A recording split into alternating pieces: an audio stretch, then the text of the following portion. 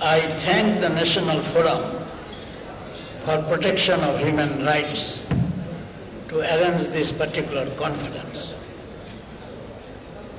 This is the first kind of conference to discuss about the legality of this particular act, which has not been discussed before.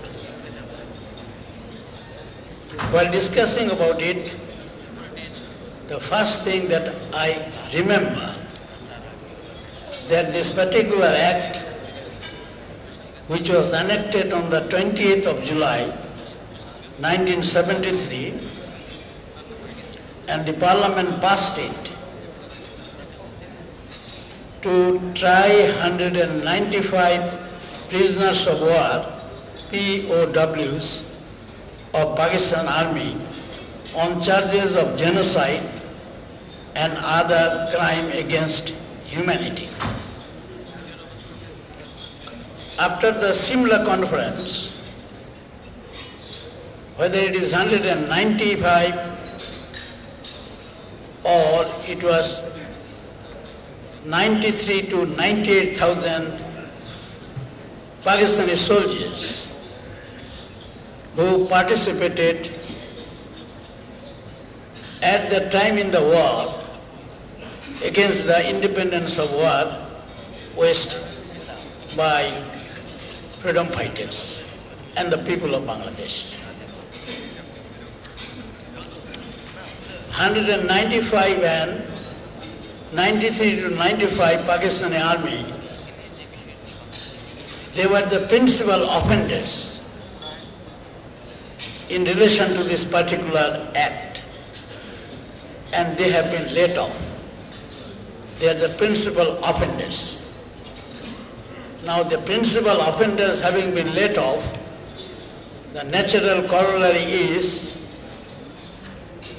Bangladeshis who remain as abettors, should the law proceed, or there should be review of the law and rethinking of the law, which has not been done.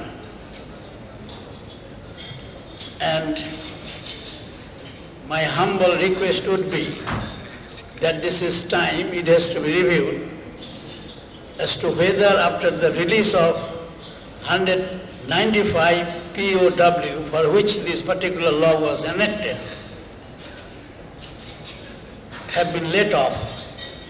Now, whether the people who are remaining here in Bangladesh as citizens of Bangladesh should be tried according to this law. 39 is about 37 years after. While talking about the legality of the International Crime Act 1973, the principal subject that has to be considered is the standard of justice which has to be dispensed with. The criminal jurisprudence says that the case has to be proved beyond reasonable doubt.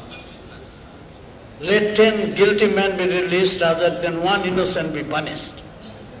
Keeping that in view, if you look at the law, and this law is consisting of 26 sections. I go through the main points of the law which has struck my mind that it should be placed before you and we should discuss. Section 5 is talking about the fact that the accused acted pursuant to his domestic law, means municipal law or national law, or to order of his government or of the superior, shall not be free from his responsibility, but may be considered in mitigation of punishment if the tribunal deems that justice so required. So a law which was valid, and according to the valid law an act has been done, whether now taking this law not to be the law in existence, and anything committed under that law, whether it should be tried now. And if so, it may be taken by way of mitigation of sentences. The point needs discussion. Why mitigation of sentences? When you consider that it is a question of mitigation of sentences, then it has substance of waiving the law. It was not necessary at all to do it. Section 6, the tribunal, the appointment of the judges. It has been mentioned only, these are the category of the people. Judge of the Supreme Court, and the qualified members of the General Court Martial under any service law of Bangladesh may be appointed as chairman.